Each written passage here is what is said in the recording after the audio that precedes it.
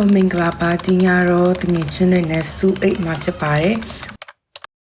အရင်အဆုံးတငယ်ချင်းတွေအပြင်ထွက်နေတော့မှသူတို့ပြန်လာတဲ့ချိန်ကျရင်စားဖို့ဆိုပြီးတော့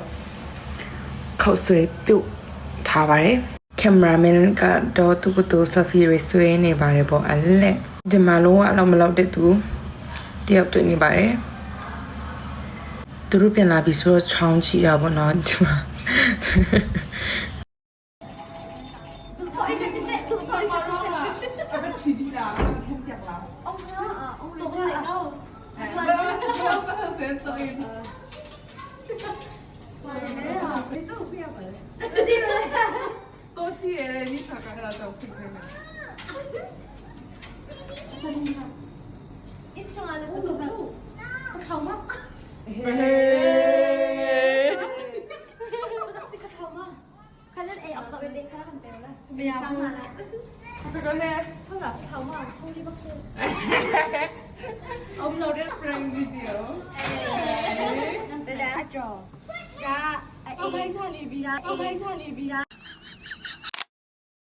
အကုန်လုံးလေးစုံနေပြီဆိုတော့စားဖို့တော့ပင်စင်တယ်ပေါ့နော်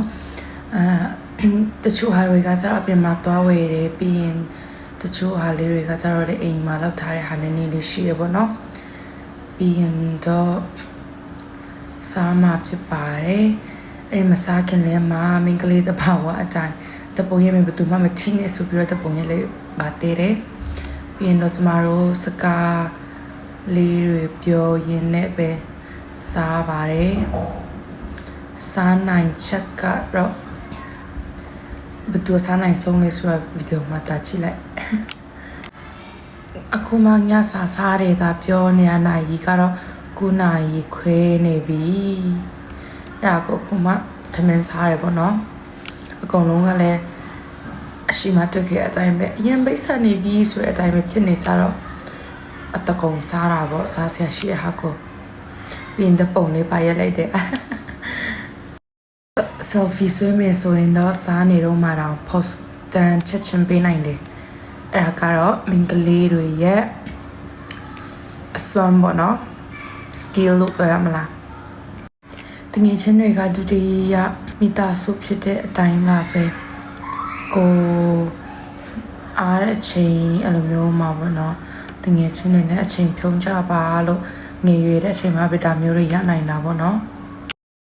ရင်တော့ပကံစေးပါတယ်အကြီးဆုံးကိုစိတ်ခိုင်းပါတယ်ဘယ်နှစ်နာရီလဲ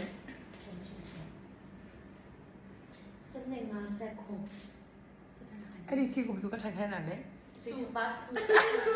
အချိန်လေးနောက်ကျနေပြီဆိုတော့အိပ်ပါတယ်